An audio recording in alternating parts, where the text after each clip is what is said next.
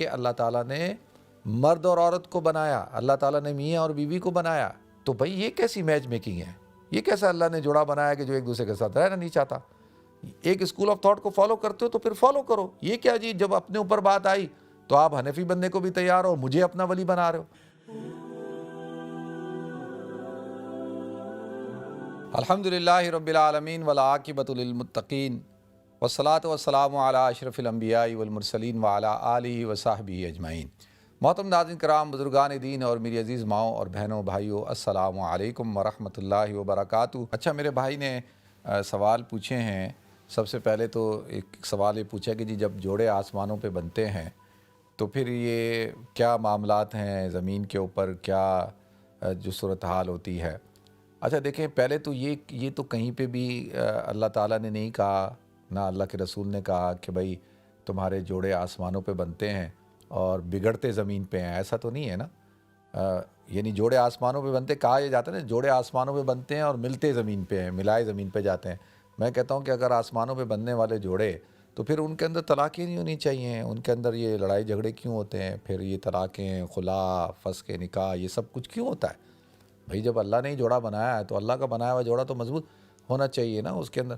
تو وہ جو قرآن میں نا وجعلناکم ازواجا، کہ اللہ نے تمہارے لیے کیا کیے، تمہارے جوڑے بناؤ، من آیاتی ان خلق لکم من انفسکم ازواجا، دوسری جگہ کہ اللہ تعالیٰ نے تمہارے لیے جوڑے بنائے۔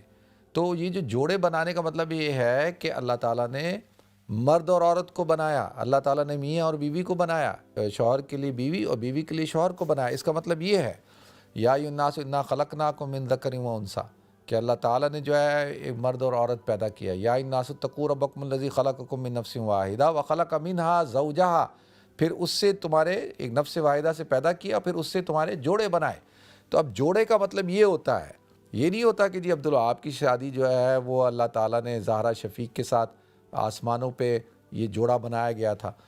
اللہ کی قدرت اور تقدیر میں تو ہر چیز متعین ہے، لکھی ہوئی ہے کہ اللہ کو پتہ ہے کہ اس بندے نے کس سے شادی کرنی ہے، اس عورت کی شادی کس سے ہوگی، یہ شادی کامیاب ہوگی، ناکام ہوگی، طلاق ہوگی یا خلا ہوگا، کیا ہوگا، کس کا پہلے انتقال ہوگا، یہ تو سب اللہ کو پتہ ہے۔ یہ تو اللہ کے نظام قدرت میں ہے، یہ سب کچھ ہے، علم حقیقی کے اندر یہ سب موجود ہے۔ لیکن دیکھیں، یہ شادی کا جو معاملہ ہے اس کو ہمیں سمجھنے کی ضرورت ہے۔ اللہ تعالیٰ نے اور معاملات کی طرح میں مثال دے رہا ہوں، جیسے آپ تجارت کرتے ہیں، آپ کوئی چیز خریدتے ہیں، گھر خریدتے ہیں، گاڑی خریدتے ہیں، یا آپ کوئی اور معاملہ کرتے ہیں تو اس کے لیے آپ کیا کرتے ہیں؟ پوری چھان بین کرتے ہیں، پوچھتے ہیں، دیکھتے ہیں، ساری چیزیں کر کے کرتے ہیں نا۔ تو اسی طریقے سے یہ جو رشتے کا جو معاملہ ہے، نکاح کا جو معاملہ ہے، یہ بھی اللہ تعالیٰ نے اس کو بھی اور معاملات کی طرح اسی طرح رکھا ہے کہ بھئی آپ کو کوئی خاتون پسند ہے، بالکل آپ نکاح کا پیغام بھجوائیں، نکاح کریں۔ اگر کسی خاتون کو کوئی مرد پسند ہے تو اس طرح سے وہ نکاح کا پیغام پہنچائے، نکاح کرے۔ اسی طریقے سے کسی شخص کو کوئی خاتون پسند ہے اپنے بیٹے کے لیے یا بیٹی کے لیے تو نکاح کا پیغام پہنچائے۔ تو یہ کیا ہے کہ یہ اسی طرح سے معاملات ہیں، جیسے ہم سم ٹائم کوئی معاملہ کرتے ہیں لیکن وہ معاملہ ہمارا خراب ہو جاتا ہے، ٹھیک نہیں ہوتا۔ ہم نے کسی کے ساتھ کوئی معاہدہ کیا کہ بھائی ہم یہ کام مل کے کریں گے، اس کام کے اندر خرابی ہو جاتی ہے، پارٹنرشپ کی، اس کے اندر جو ہے وہ پارٹنرشپ نہیں چلی، اس کے اندر فراڈ ہو گیا، دھوکہ ہو گیا، یا کچھ معاملہ خراب ہو گیا۔ تو اسی طریقے سے یہ نکاح بھی اسی طرح ہے۔ تو اگر اس کو کہنا کہ جی آسمانوں پہ، تو پھر تو کتنے دنیا کے اندر جو ہے اللہ تعالیٰ اگر میچ میکرز ہے تو پھر کتنے شادی شدہ جوڑے ہیں جو ایک دوسرے کو برداشت نہیں کرتے لیکن وہ ساتھ زندگی گزار رہے ہوتے ہیں۔ کتنی خواتین بتاتی ہیں، کتنے مرد بتاتے ہیں، یار میرے بچے نہ ہوں تو میں کل اس کو چھوڑ دوں۔ وہ عورت کہتی ہے کہ میں تو مجبور ہوں، ورنہ تو میں اس شخص کے ساتھ رہنا نہیں چاہتی۔ تو بھئی یہ کیسی میچ میکنگ ہے؟ یہ کیسا اللہ نے جوڑا بنایا کہ جو ایک دوسرے کے ساتھ رہنا نہیں چاہتا؟ اور یہ کیسا جوڑا ہے کہ جس کی طلاق ہو گئی؟ تو لہذا اس کو اسی طرح جس طرح میں نے پہلے سمجھایا، اس کو اس طرح سمجھنے کی ضرورت ہے۔ ایک بات ٹھیک ہے جی، یہ بات کلیئر ہو گئی۔ دوسری بات جو میرے بھائی نے کی ہے کہ عورتیں حرام نکاح کر رہی ہیں۔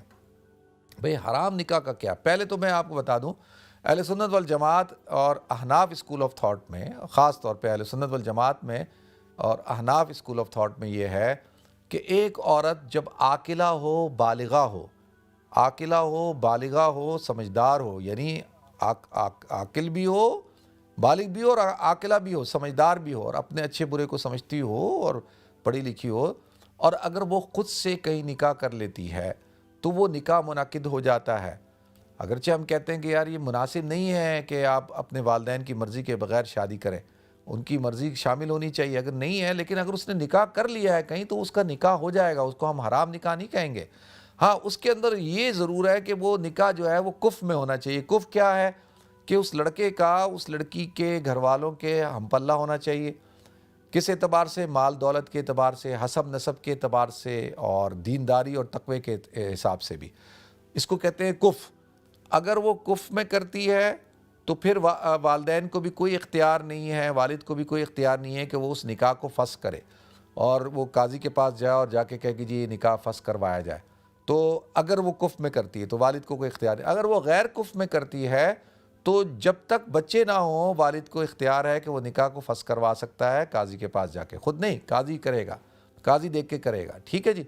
تو وہ بھی جب بچے نہ ہوئے ہوں، جب بچے ہو گئے ہیں تو پھر قاضی بھی نکاح فسخ نہیں کر سکتا، ٹھیک ہے جی۔ تو یہ ہے کہ بھئی اسلام اجازت دیتا ہے اور اسلام نے اجازت دی ہے کہ وہ نکاح کر سکتے ہیں۔ بعض حضرات ہیں ان کے ہاں ولی کی اجازت کے بغیر نکاح نہیں ہوتا۔ اب دیکھیں میں آپ کو بتاؤں، ایک دفعہ میرے پاس ایک اسی طرح کا جو اسکول آف تھاٹ رکھنے والا ایک کپل آیا، تو انہوں نے کہا جی ہم نے نکاح کرنا ہے۔ تو میں نے کہا جی آپ کدھر ہیں، والد صاحب کدھر ہیں، کیا ہے پورا جو ان سے دن طے ہوا، تو اس دن کہتے ہیں جی ہمارا تو یہ گواہ ہیں۔ اور میں نے کہا والد؟ تو وہ لڑکی مجھے کہتی ہے آپ میرے ولی بن جاؤ۔ میں نے کہا بھائی میں کیسے آپ کا ولی بن سکتا ہوں؟ آپ کے یہاں اسکول آف تھاٹ میں تو ولی کے بغیر نکاح ہو نہیں سکتا، تو ابھی لاؤ ولی۔ تو بغیر ولی کے کیسے نکاح ہوگا؟